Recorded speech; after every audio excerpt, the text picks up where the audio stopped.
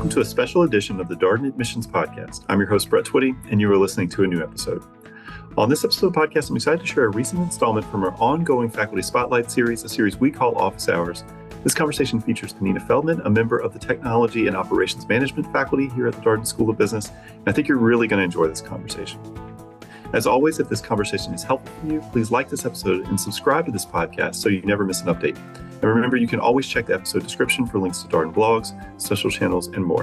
And now, without further ado, here's my conversation with Pnina Feldman.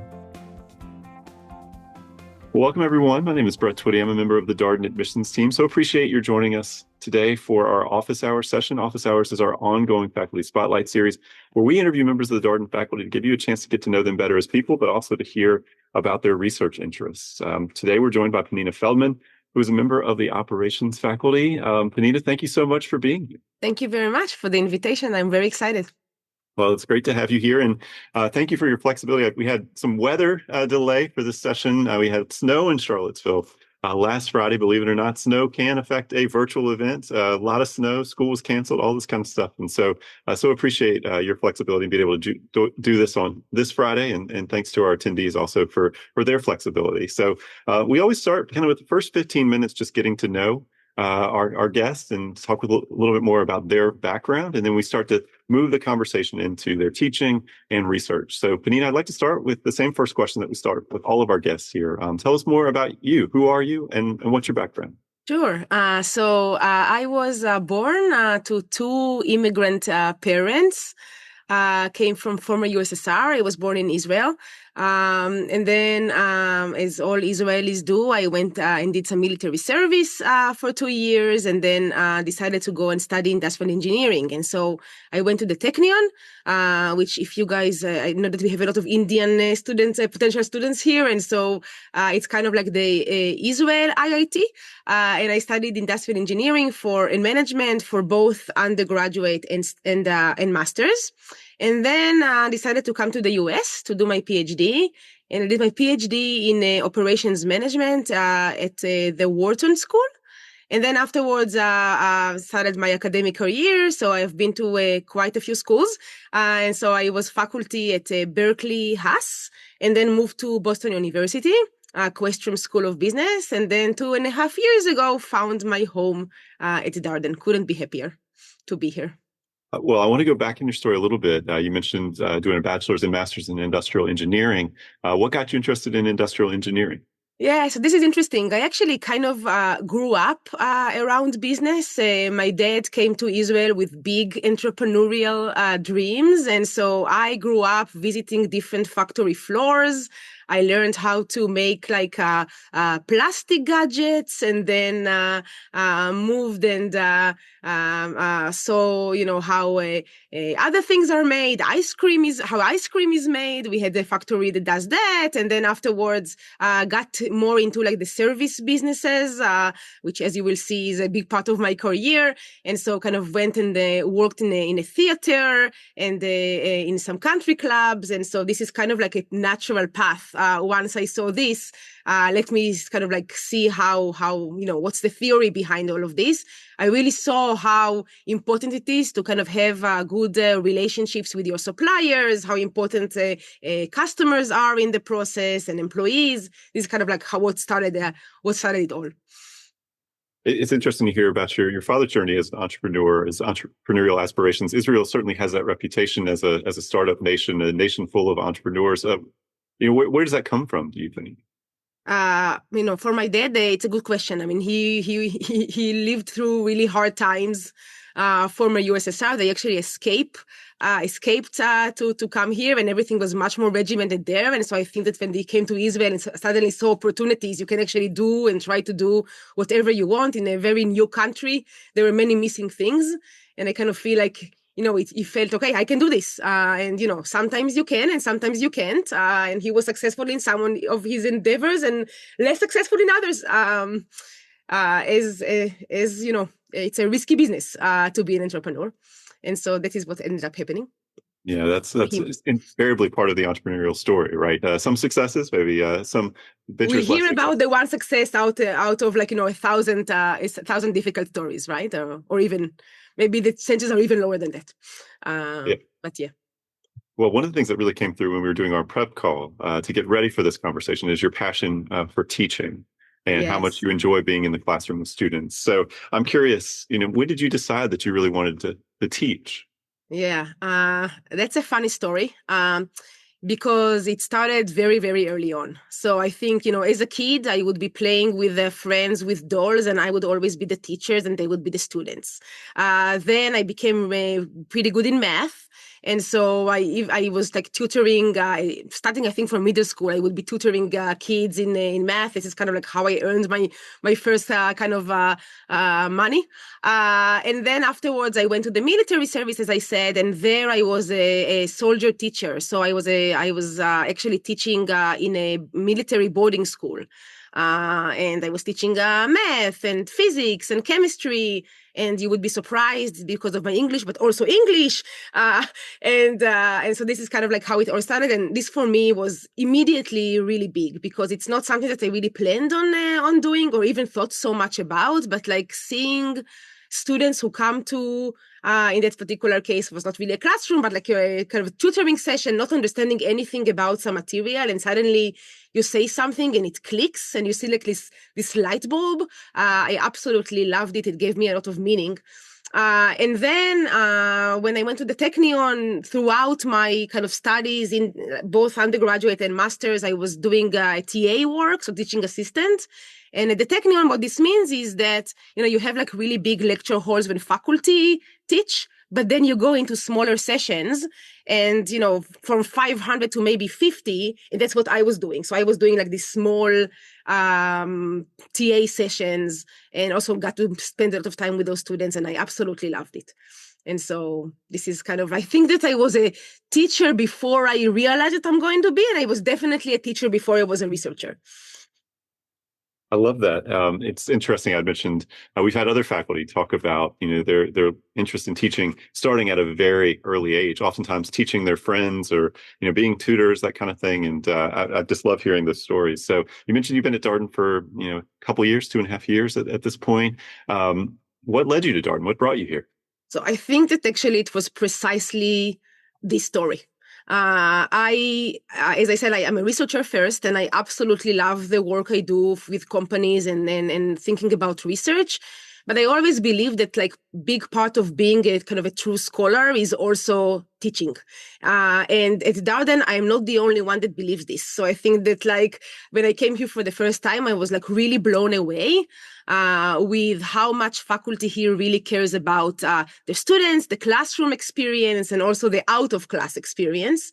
And so that was kind of like, the first thing that really drew my attention. The second thing is like Darden really cares about impact in research. And I can really honestly say that like since coming here 2.5 years ago, my research trajectory has kind of shifted to really think about, is what I'm doing really impactful in the real world or not? And then finally, and this is really, you have to see it to understand, we have a very special community here. And so we are very good friends among the faculty. Students become families of one another. And for me, mostly like my relationships with my students is like unbelievable. It's like in other schools, you come to class, I teach, and then maybe we talk a little bit. And here I really believe that like the alums, people who graduate from Darden, are becoming lifelong friends. We really, really invest in the students and getting to know them outside of the classroom. And it's really unique to Darden.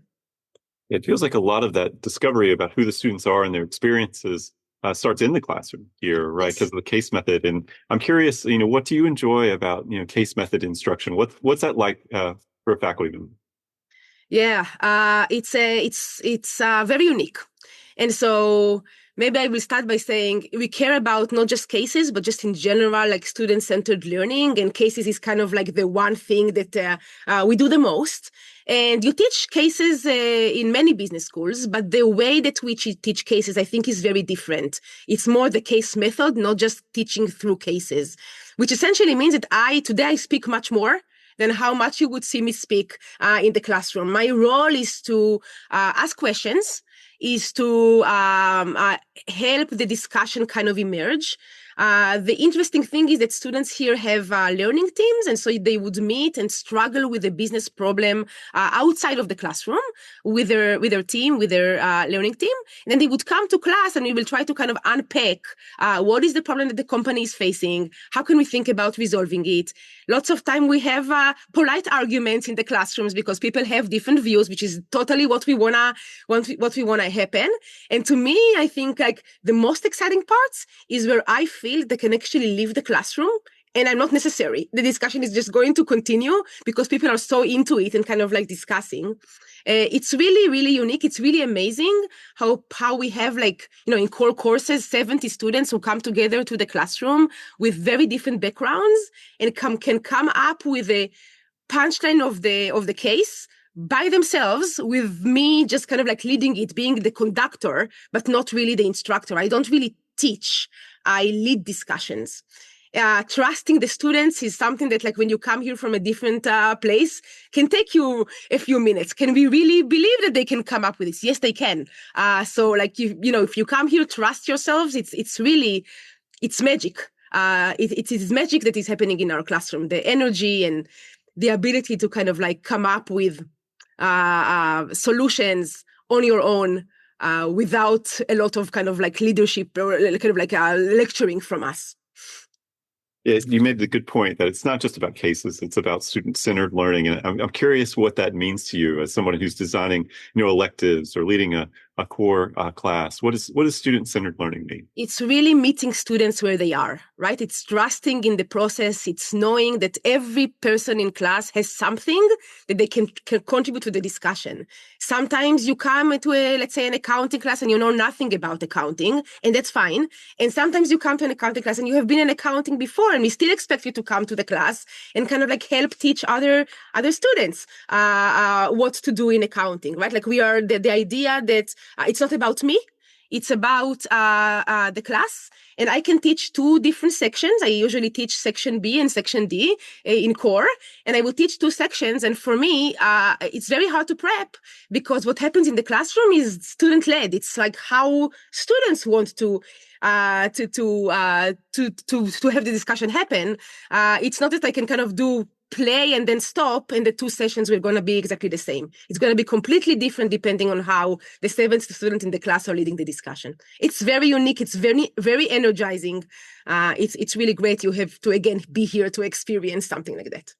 Yeah, and we have class visits for folks who want to come and see this in person, both Yes. here in Charlottesville as well as in Roslyn. For those of you who are looking at our part-time and executive MBA programs, it's can be difficult to describe, so it's really great to come and observe and see it firsthand. Highly recommended. We love having visitors and guests in our classroom.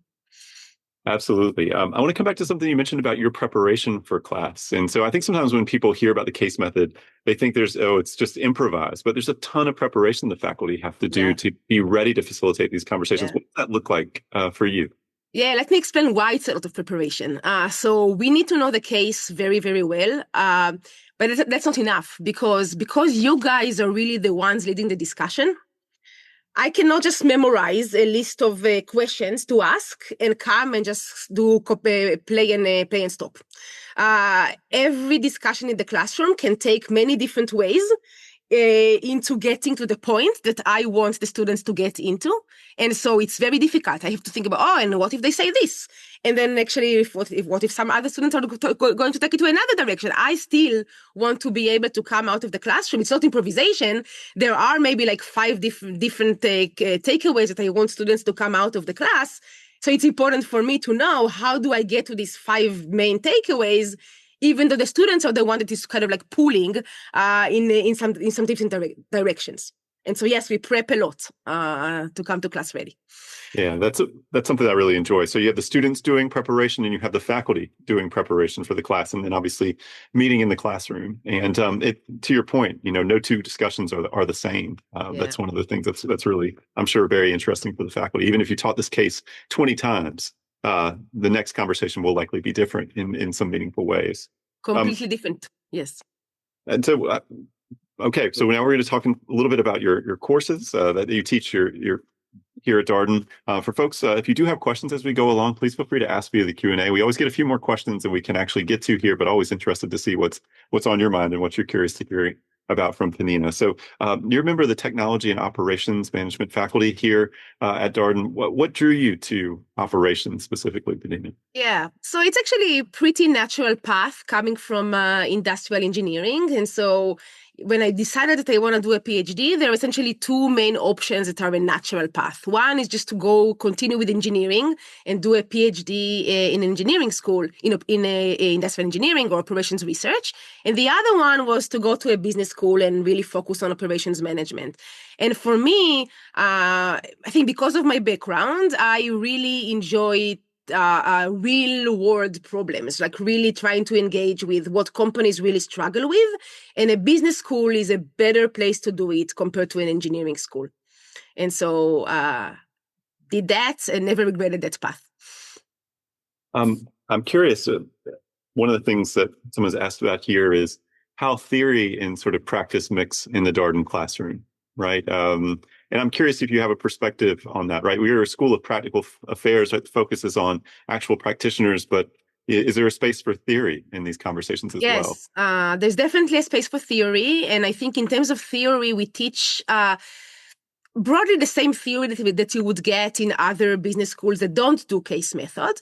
But the way that we teach theory is really through cases. And so you can imagine, for example, I teach operations. Let's say that we are gonna in core, we will teach you something about process analysis. There is some calculations that we will have to learn how to do by doing this, but I will not use any slides. So I'm not gonna lecture these calculations. I'm gonna give a tech note where you're gonna read the tech note together with your learning team, together with the case that we are going to expect you to figure out how to really use the tech note in that case. And then when we come to class, students are going to explain to each other how did they tackle the particular problem for the company using the mathematics that you have in the tech note.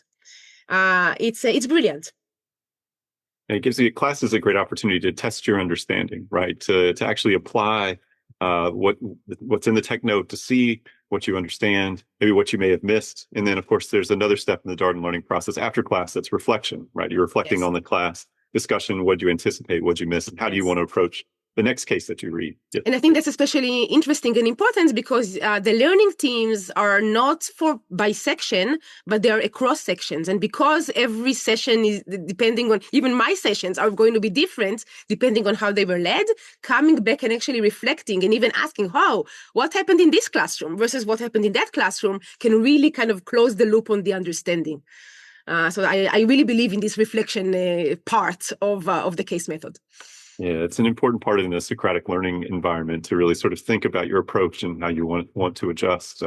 So I want to talk about core and then electives. So Sure.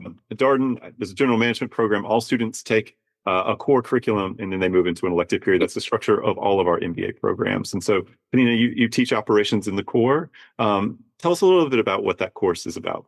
Yeah, so operations is really not about what you do, but it's more about how you do it, right? And so we have two core courses in operations, two parts of the course. And really the idea is in the first core, we take kind of like a process view of an organization. And we ask, how would you design, how would you manage, how would you improve a process in an organization to be able to create value and to be able to kind of have a competitive advantage. And then in the second part of the core, we continue with this kind of idea of process, but we add uncertainty and variability in, which is really very real world.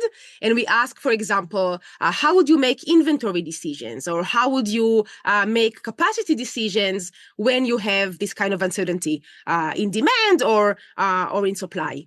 And then finally, we also talk about kind of more strategic aspects of operations, which is supply chain management.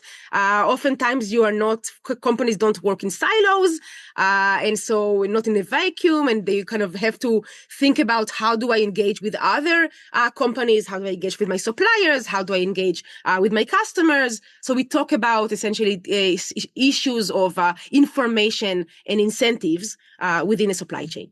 I think that ops used to be pretty uncool, maybe until COVID.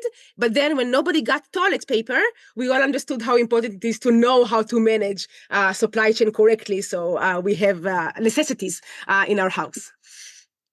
Yes, I think we all talked a lot more about operations, and we learned a lot more about the supply chain and bottlenecks at various points. For example, in everybody kept talking about that port in Los Angeles where there were just Yes. ships backed up, and oh gosh, there's so many things to talk about. I think we all learned a ton about operations during that period. So can you tell us about a case you read? I think one of the things that's always interesting to me about these conversations is we have a chance to animate the learning experience here at Darden for students who may not be able to come for a class visit. So we've talked about student-centered learning, case method, learning teams, reflection. But can you tell us about a case that's you think a typical case you would read in an operations class here at Darden in the core? Sure. So I'll just give you an example of a case that we do. And so in the second part of Ops, one of my favorite cases is a case about Rivian. This is the electric vehicle company.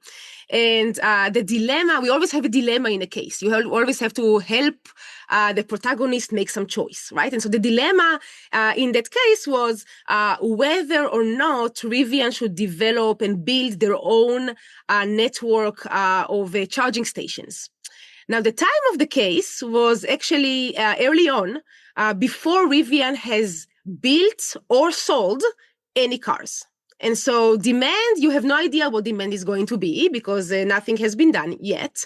And you know that building this network of infrastructure is going to, of charging stations is going to cost you hundreds of millions of dollars, right? And so on one hand, it's very costly. On the other hand, you know that the main hesitations from consumer side of like trying to actually buy an EV is this kind of range. Like we are all very range anxious. Are we going to actually be able to charge when we need to charge, right? And so this was kind of like the big question. And we were asking students, should they actually build this network? Should it be proprietary or not? Where should they locate these charging stations? How many should they build? And again, one of the main problems was students really don't know what demand is going to be. Now you want to kind of like think about how long are you comfortable with the customers waiting to be able to charge their vehicle? But to be able to figure this out and to be able to figure out what the capacity should be, you need to know something about demand. And so the exercise in the class that I like the most is we kind of do this market sizing problem, similarly to how people that do casing, if they want to go for example, for consulting, do, to try to kind of estimate without knowing anything, without having any customer registering to buy a car, what this demand is going to look like and how is it going to inform our capacity decisions. This is a super interesting case. I would imagine you get lots of different perspectives. Yes, it's an awesome case. Yes. Absolutely. Well, you also teach an elective, managing service operations. You had mentioned earlier about your connection to service operations and how you'd sort of gotten into that maybe even at an earlier age and started to think about those things. Tell us about this elective. Yeah. So service is my passion. This is what I do for research, and it was very, very exciting to be able to bring my research into the classroom. And so I just finished teaching this elective for the first time. And the exciting thing about this elective is we are talking essentially about service organizations. How do you design, manage, and improve a successful service organization? We talk about, how do you elevate your employees? How do you engage your customers to be part of your service process? We talk about scaling and growth of a service organization. We talk about learning and investigate whether actually service organizations learn from their customers, learn from experimentation and things like that. At Darden, last time I checked, I think we have around 90% of our graduates that go into the service industry, whether it's investment banking or it's consulting or any of the other jobs that our students take. And so I think it's very important to learn as leaders, how do you actually, lead a service organization successfully? You mentioned service is your passion. Why is it your passion? Tell us more about that. Yeah. So first of all, I think I spoke about like my childhood and how I was oftentimes engaged in service organizations. So it was like the theater and the country club, and I kind of realized how important it is, much more than in a manufacturing setting, how important it is to know how to engage with your customers, because in some sense, customers uh, bring a lot of variability into a process. Customers come with different needs, and to be successful, it's much harder to do quality control with services than it is with manufacturing. And so experiencing this both from like, my as a consumer, where I am trying to kind of like, I'm unhappy with some hotel experience that I had, but also as a service manager is, I think, very important. And so it is a very complicated organization to handle. You would think maybe that like, oh, what's the problem? Dealing with a restaurant, it should be easy. It's actually very, very hard because you have so many stakeholders that you need to appease. I want to talk about a case that you do in your managing service operations elective. Can you tell us about a case that you think is, emblematic of the types of discussions that you have in that course? Sure. So I mentioned restaurants. Let me talk about a restaurant. And so this is a case that I wrote about a restaurant in Charlottesville called Vision Barbecue. So it's as the name suggests, a barbecue place in Charlottesville that has been struggling to manage both types of consumer segments, because they sell their barbecue to dining customers that come to the restaurant and want to eat in, but they also sell their barbecue through this kind of platforms, right? Like DoorDash or Uber Eats or Grubhub. And the issue with that is that normally we are fine. But sometimes when we have a lot of demand, peak hours, maybe like Saturday afternoons or Sunday afternoons, it becomes very challenging. And I'm sure that you have some familiarity with this, right? Like you would go to a restaurant, there are many people there, and you order your food and you wait and you wait and you wait. And then you see the food is not coming, but you kind of like raise your head and you see a line of drivers waiting to pick up those orders. And that can be very frustrating if you're a dining customer. And that's essentially the same issue that Mike Belvins, who's the protagonist of that case, that's the issue he was facing. It was really difficult for him to handle this peak demand times. And the problem is that to realize is that these delivery customers impose some negative externalities on the dining customers in times that are peak demand. And so the main question is, what should he do? How can he actually resolve this issue, where really what he cares about most is these loyal customers that come and dine in the restaurant? Something really special about this case for me is one, it's based on a research paper that I wrote about restaurants in general and the relationship between restaurants and food delivery platforms. And the second thing is that it is a case that I was writing with a student, an MBA student, as part of an independent study that he was doing with me, which is also something that we offer here at Darden, which is very cool. Yeah, we certainly know that independent studies have been growing in popularity with students as an elective opportunity. The opportunity to, for example, write a case, work closely with a faculty member. What's it like to work on a case with a student? Yeah, so you have to ask Jeremy how much he enjoyed the process, but I definitely really enjoyed the process. I think that mainly if you're interested in a topic and we potentially do not offer such an elective for you, you can really come to a faculty member and offer a particular opportunity to study more. And it can be, I think most of the time it ends up being a case, but it doesn't have to be a case. It can be something that relates to a little research that you want to do, or something that relates to an internship that you're going to go to. And I think that what they get from writing this case is really dive deep into the organization. He ended up going and interviewing the protagonist at the restaurant. He even went with a stopwatch to try to take times, because we're going to ask students to actually do an analysis based on the times and arrivals and service times at that restaurant. And so it was really fun. I think it ended up being a really interesting case. We even took a video at the restaurant. It was really fun to write it with a student. Yeah, that is such a cool example. You mentioned your research around restaurants and these service platforms. I'm curious to hear your thoughts. Like, if you were designing restaurant operations, how would you think about leveraging things like Grubhub, DoorDash? What would be on your mind? Yeah, so I think that different restaurants are different. But many restaurants face a similar problem to the one that Vision Barbecue was facing, which is that the constraining resource, what in operations we call the bottleneck, the constraining resource is the kitchen. And when it's the kitchen that is constraining your operations, you really have this kind of problem of how do I manage these two segments of customers when I have peak demand? Now, in my research, we find that the best thing to do is to try to fix the contract. And so currently, the contract between restaurants and food delivery platforms is what we call a revenue sharing contract. This means that the platform shares a portion of the revenue that it gets with the restaurant. The problem is that this contract, even though it works really well in a kind of like linear supply chains, doesn't work really well with a kind of like this restaurant platform relationship, because even though the restaurant cares a lot about the delivery customers, the platform doesn't really care about the dining customers, and that creates like this incentive misalignment. And we find in the paper a solution to this by constructing another contract which is relatively simple and implementable.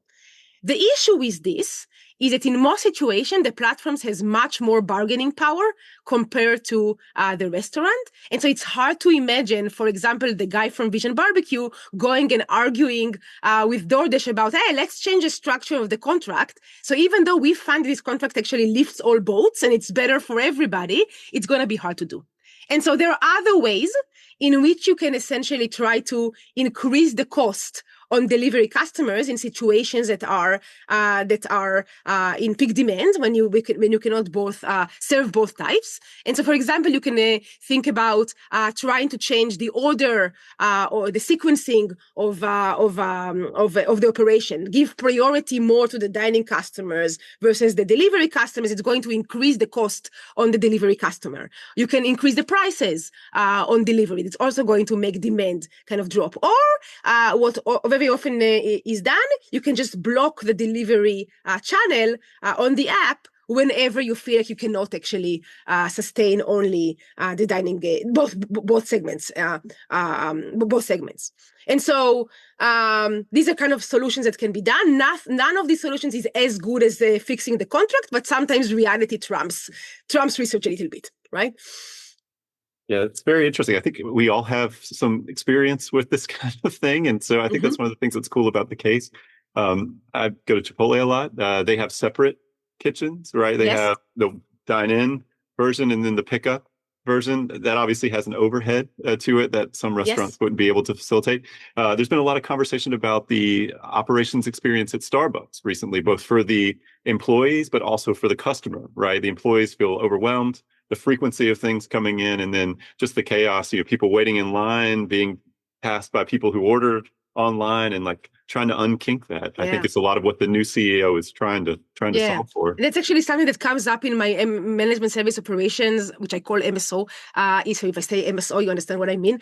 It's something that comes up a lot in the MSO elective, this Starbucks issue, which is they thought about, like, if I do order ahead on the app, it's actually going to benefit consumers, and it ended up harming consumers and creating more congestion in the system. Because imagine, for example, that you just want an in and out experience buying a coffee, and you come and you see that the line is very long. Lines have this natural ability to regulate themselves. If I see that the line is very long, okay, maybe I don't go to the Starbucks right now. Maybe I come back in an hour or get coffee in some other place. When you do things online, you care much less about how long you're going to wait, but that has the negative externality of, increasing the congestion in the system. And so sometimes you have to think about, you make a strategic move, what implications is it going to have on your customers? Yeah, one of the things that was interesting to me about the Starbucks conversation is they were even considering creating an employee position to help people sort. Like, you came in, help you find your order. There's probably also like a loss aspect to this, people picking up other people's orders, that kind of thing. Yes, But like, I thought that was interesting because it suggests a certain amount of like chaos, right? That you yes, need yes, someone now to help yes. people navigate this. Yes, precisely. All right. Well, you've also written an article about tickets and ticket selling that I think has gotten a lot of attention recently because we have the World Cup going on. Well, it's coming, I should say. The tickets are available, that sort of thing. Can you tell us a little bit more about this article that you wrote and what it says? Sure. And so reselling is kind of an enigma in that in the past, people were very opposed to this practice. Sellers were very opposed to this practice. It got a really bad press.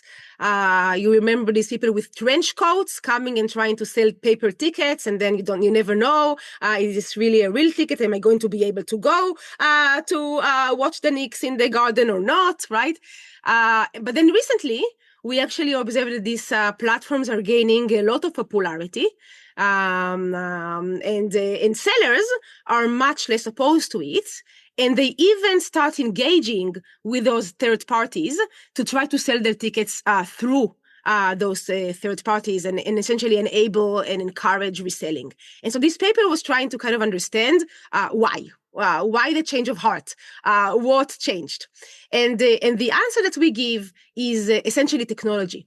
So if in the past, once you sold your paper ticket, the seller lost control over what is going to happen to that ticket, you don't know what is going on. Now, when you have technology, the seller can better control this resale market, and they can control it by essentially charging some transfer fee.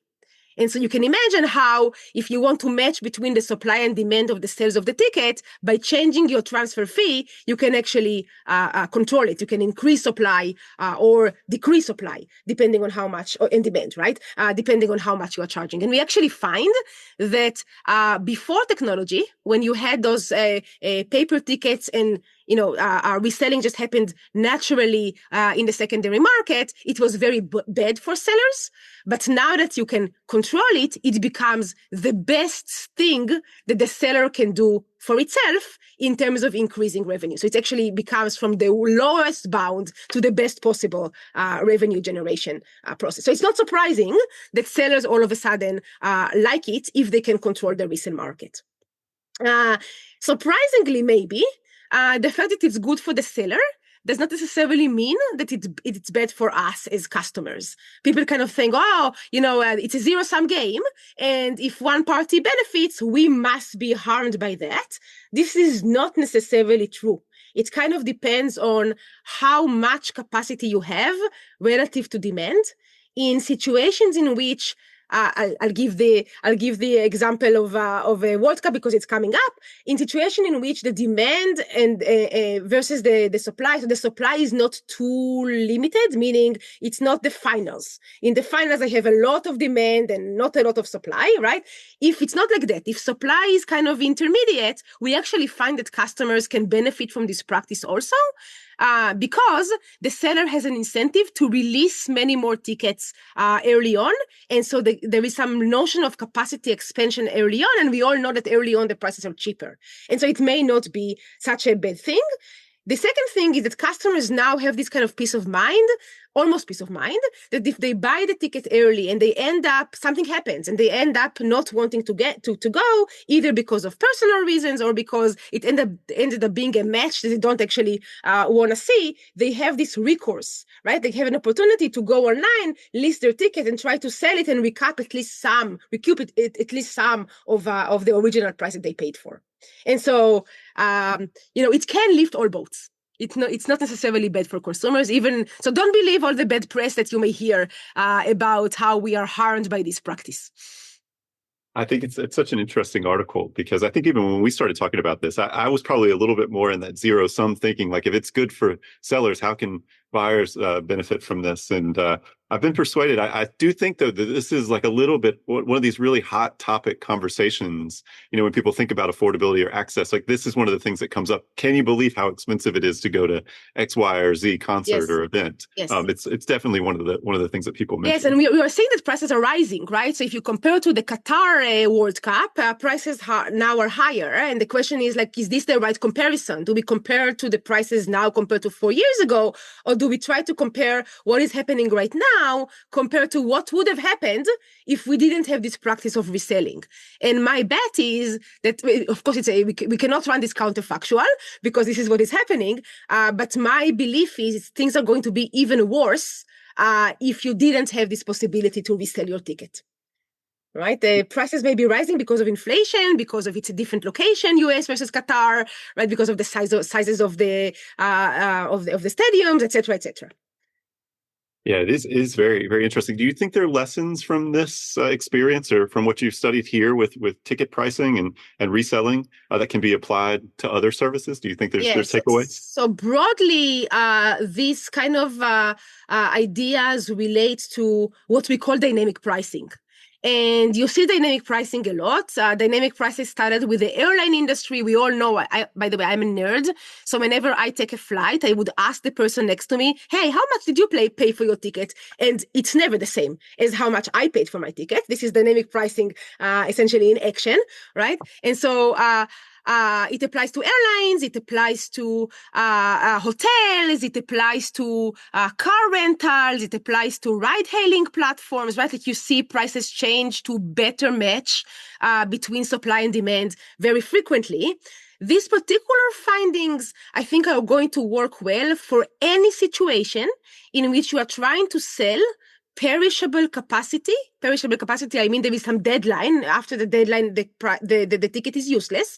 So if you're trying to sell perishable capacity over time, and again, our findings show that technology is key. So if you have an industry in which you have the technology to allow a seller to control this resale market instead of having essentially a free-for-all, you can apply this finding. And of course, it needs to be again the technology to allow a transfer of tickets in a very efficient way. If you have those two things, then I think you can apply it elsewhere as well. I want to talk about artificial intelligence because it also feels like just watching TV, how many times do you see ads for agentic AI and service operations, these kinds of things? It feels like it's increasingly a hot topic, particularly around operations. So I'm curious, what are you looking at in terms of AI in your research? AI actually has become a really big part of my research agenda recently. Maybe not surprisingly, because of my interest in service organizations, what I mainly look at is how AI can impact service organizations. And so in particular, I look at the monetization of AI in a service organization, especially because given that we have the human AI interaction. And maybe my pet project, the one that I am the most excited about right now is I love education and I believe in AI and I believe in AI in education. And so I'm working on a new project that tries to kind of see what can be positive aspects of actually incorporating AI in particular K-12 education. That's interesting because I think some of the things that you hear about with AI and education is like essentially every student has its own tutor. You could basically work closely with AI. It could help you clarify your understanding. Obviously, you don't want to use it as a shortcut. Yes. So how are you thinking about it in education? Yeah, so that's exactly the key, right? So the worry is there is this trade-off. You can rely on AI, in which case you maybe are not going to learn. And there is some research by other co-authors that have shown that those co-authors have shown that AI can actually deteriorate learning because students may rely on it. I believe that it depends on how you actually, the question of how is very operations, on how you actually think thoughtfully about using AI in education. So you don't want to do it kind of like use ChatGPT for 1 hour, try to learn this concept, and then I'm going to test you. If that is what is going to happen, it's not going to work. People are going to rely on the solutions too much. The idea is not to rely on solutions. The idea is how to become a better problem solver using AI. And so I'm very bullish. I really believe in the ability of AI to help many things, but also also education. But I think that thoughtfulness here is really key. So you have to kind of like really carefully think about how do I design the use of AI in the classroom to almost mimic a teacher in the classroom. To sometimes teachers, as we know, are, it's a scarce resource. We have many kids and teachers are overburdened. Use it as if it was you. So we believe that if teachers are actually trying to clone themselves, are creating this AI a resource based on how they are in the classroom, and not that's just like as a generic solution. It can actually really improve learning, it can improve engagement, and it can improve satisfaction. So I'm about to run this randomized controlled trial to really see how this works. I have no solutions yet, but I have hypotheses that I actually really believe in, and we'll see what happens. I'm curious about how you think about incorporating AI into your own classes. This is something that we get asked about by prospective students all the time. AI, what's happening here at Darden? There's certainly a lot, and increasingly a lot around AI. But what does that look like in your own classes? Yeah, so it's still early stages, but I think that the answer is very similar to the answer I just gave about K to 12. So here is, I think, a good example that I think can bring it to life. At Darden, we are very unique, right? We teach with cases. And the one way that I was thinking about using AI is I can, instead of having a written case, we're going to give an AI case. And so students are going to maybe even think more critically about it, because instead of reading a 10-pager, they're going to come to the AI. The AI is going to be a protagonist. We may even have 5 different protagonists talking about the same case. And students will have to come up with the questions of what do I want to learn from this protagonist? They have to come up with those questions themselves. So in some sense, it is actually, it is more thought-provoking than reading the material in a case where we give you all the tables and all the data and all the stories. You will have to think yourself, here is my problem. What questions am I going to ask the AI? And different stakeholders may have different ideas. So maybe one AI protagonist will have a different idea compared to another AI protagonist. As you can see, it requires a lot of thoughtfulness from the particular instructor. You have to actually develop this to be useful, right? But it almost mimics real life in some sense better than how those written cases do. Because if you go off and let's say that you go to consulting and you have a project, you have to go and interview different stakeholders at the company. The AIs are your stakeholders. You have to think about what to ask them. Nothing is going to be written for you. So this is why I think that the future is actually very promising, but you have to be very thoughtful and put guardrails into how you actually do it. Very bullish about it. I love hearing that, because we get asked that question by prospective students. I always share that Darden faculty are not just going to add AI to their class to be able to say, oh, we're doing something with AI. There's going to be a lot of intentionality, a lot of thought behind it, because of the care and regard for the classroom experience and for the learning experience. Yes, we are very worried about the classroom experience being essentially killed because of AI, right? If you kind of try to find information, by the way, this is true also if you try to Google the case, right? But like if you try to find information and you come to class and you already know the answers, we are not looking for answers. We are looking for discussions. We want the answer to be revealed at the end of the 85 minutes and not in the beginning. And so that I think that changing this mindset of participation is not about knowing the right answer, but it's about what right questions to ask. That's what we really value here at Darden. And I think that this is also what companies value in your career and in your futures. Yeah, I love that point, because oftentimes with these cases, there's many potential quote unquote right answers. You could get to a number of different solutions, and just because a company made a certain decision out in the real world doesn't mean that's actually the right answer. That's just what they decided to do. Yes. At least that's something I've heard from faculty. Yes, this is true. I'm curious, as we talk about, we got about 10 minutes here. I want to get your sort of thoughts on what companies should be thinking about when it comes to AI. There's certainly, it feels like there's a lot of energy, companies trying to incorporate this technology, probably pressure from clients to hear about this technology and how it's being utilized, or shareholders, all these kinds of people. But I mean, what do you think companies should be thinking about when it comes to I think we need to try to resist pressure as much as possible.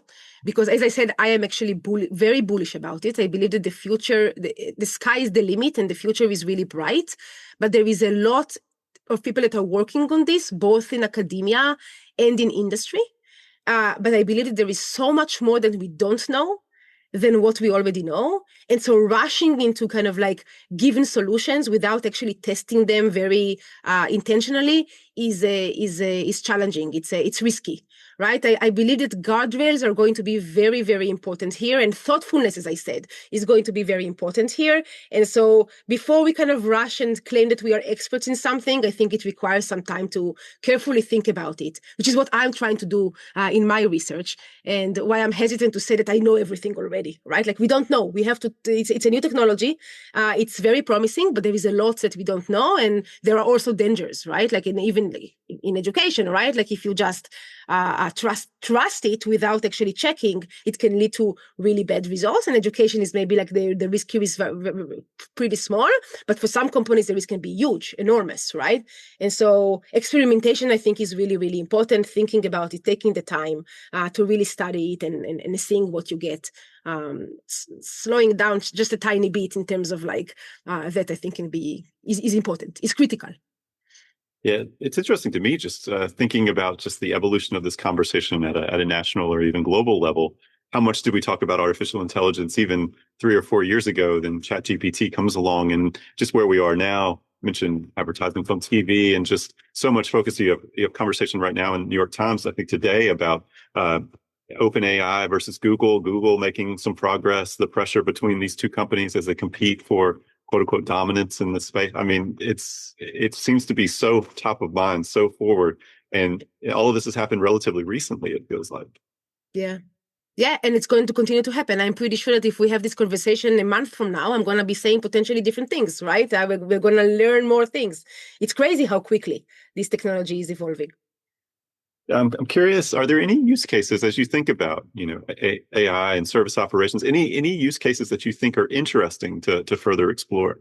Yeah. So, as I said, I think the sky is the limit. I think the thing that we are seeing already amazing success with is coding, right? It is doing an amazing job with coding. I can say as a researcher where I, in the past used to spend a week trying to code some stuff for my own research. These days it takes me an hour maybe, and this is including testing and trying to figure out whether there is some hallucinations there and all of that. So that's like the obvious answer. It is very easy. I don't know what is going to happen to computer science degrees going forward. This is also something that is remain to be seen. Personally, I spoke about education. I'm a big believer in as I said, in that, especially because of the operation mindset and knowing how there are teachers that are overwhelmed and overcrowded. And finally, healthcare, right? So I really believe that we have so many problems to solve that we don't know how to figure out. And who knows, maybe there's going to be a cure for cancer soon, because we all know that these things are about patterns and trying to kind of do some pattern recognition, and AI is great at that. And so I'm very optimistic and really hope that we have some good results in the healthcare domain also. Even not thinking about curing cancer, you can just think about hospital operations in general, right? You have nurses that are overworked, you have doctors that are overworked, that have to spend a lot of time next to a computer writing end of visit summaries. Instead, if AI can help, we're going to have much more time. The nurses and doctors can actually spend with patients, which is really what I think where their passion lies. And so healthcare, I think, is another thing that we can see, hopefully, a lot of progress in. Yeah, the healthcare example is an interesting one to think about because, with digital records becoming the norm, oftentimes when you see your primary care physician or a doctor, they're typing the whole time that you're talking with them, which can feel very sort of impersonal, or like make you kind of feel like if you're even being heard at all, right? And obviously they're hearing, listening, but maybe it's just a weird experience, I think. And so that's an interesting thought. And there's also this thing of like trying to get the patients to actually express what they really feel and what they really need, and maybe looking at the person at the eyes instead of being busy like recording what he's saying is going to make them be more forthcoming, right, with their symptoms and their stories. We got a couple questions just about the learning experience here at Darden, and I've got one more question for you, Pnina. So one question is just about like what does homework look like for these case discussions? And we talked a lot about about the experience and it's like being in the conversation. But what are you assigning students to get ready for one of these conversations? Yeah. So we always, let's imagine that it's a case class, then you will get the case ahead of time. Sometimes, depending whether it's more qualitative or more quantitative, you will also have a tech note. And then we will write very pointed questions to help you think through this case. So imagine like between 3 and 5 questions. Again, sometimes qualitative, sometimes quantitative. And our recommendation is to first try them on your own. So like read the case, think through it, have some ideas about the case, and then meet with your learning team. And so this is something that we very much believe in before class. And as a learning team, you discuss what the case is about and how you are thinking about essentially these questions. And then we come to class. And now hopefully everybody has something to say about this because they thought about it themselves. They also have thought about it in their learning teams. And then the conversation essentially happens in the classroom. Yeah, thank you for walking through that. We have another question about what about for students who have, deep background in the particular topic of the case, or they did this day in, day out at their job, or maybe even their company is the company that the case is based on. How do you get them to sort of get out of the way that they always thought about a particular kind of problem and sort of embrace new learning, actually learning from the other people in the classroom, or maybe a different theory or approach here? How do Yes, you? we absolutely love it when students come and they know what the case is about. And I personally always know, I have the resumes of all my students. And so before I meet them, I learn their resumes. And if I teach, for example, a case about, let's talk about Rivian that we just talked about earlier today, and I find that some student has worked at Rivian, or maybe at Tesla, or maybe at another EV company, right? I will always not wait for them to raise their hands. I will always approach them and kind of ask them to share their points of view about the case. And so this is what we always do. And yes, sometimes the realization is from the student themselves that what they thought about being essentially the absolute truth may not necessarily be the truth. But this kind of change of mindset is very valuable. And bringing this experience to the classroom is also very valuable. Like I love it when the students have more experience with a particular company than I do. Then I learn something also. Great point. Well, last question for you. We always wrap up with the same last question. For folks who've gotten interested in what we talked about here today, service operations generally, I wonder, are there a few books, maybe 3 books you might, or additional reading you might recommend for folks? Sure. So I'll give you one on pricing, because we talked about pricing. I'll give you one on hospitality in business or services, and I'll give you one on AI. So the one on pricing is a book called, it's a classic. It's called The Future of Pricing, How Airline Ticket Pricing Has Inspired a Revolution by Andrew Boyd. This is really a book that explains how revenue management has saved the airline industry, and also how you can use revenue management in other industries. So that relates to the conversation about pricing. On hospitality, there is a book called Setting the Table. It is an autobiography written by Danny Meyer, who's built really a restaurant empire. And he's talking about the importance of essentially listening to your employees and listening to your customers, and how to have a service organization that is successful. And I think it also ties really well into other service organizations. So this is something that, by the way, that we also always talk about in cases. You can talk about Rivian, but it's much bigger than that. It's a much more general than that. How can you apply it elsewhere? And then finally, there is a recent fiction book on AI that is called Culpability. It's a novel about AI. It talks about the ethics of AI, the interaction between AI and humans. It's written by a UVA professor. His name is Bruce Holsinger, and I think it's very thought-provoking, and it's a very easy read. So as you go off to your holiday breaks, I highly recommend reading it next to the beach, if you're going to the beach, for example. Yeah, that sounds a little warmer than 33 degrees in Charlottesville. Yes, I'm going to Mexico, so I'm very excited about that. Man, that sounds so nice. Real quick, someone was curious about the name of the pricing book. Would you mind just saying that one more time? Sure. The Future of Pricing, How Airline Ticket Pricing Has Inspired a Revolution. All right. And Pnina, thank you so much for doing this. It was such a pleasure talking with you. And to our it was attendees, fun for thank you me too. so much for being here.